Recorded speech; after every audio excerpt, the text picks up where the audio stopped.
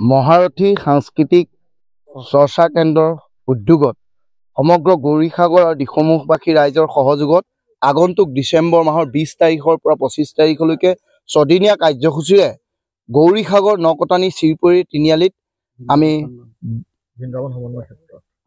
ছদিনীয়াকৈ এখনি শিশু ভাওনা প্ৰতিযোগিতা অনুষ্ঠিত কৰিছোঁ।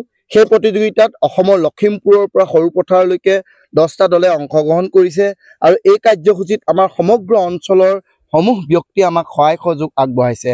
এই ভাওনা প্ৰতিযোগিতাৰ উদ্যোগতে আজি আমি ইয়াত লাই খুঁটা স্থাপন কৰোঁ আৰু আমি সেই ভাওনা প্ৰতিযোগিতাৰ লগত সংগতি ৰাখি এখনি গ্ৰন্থসভা আৰু এখনি আলোচনী আমি ব্যৱস্থা কৰিছোঁ আৰু এখনি বাণিজ্যিক মেলাও আমি অনুষ্ঠিত কৰিছোঁ।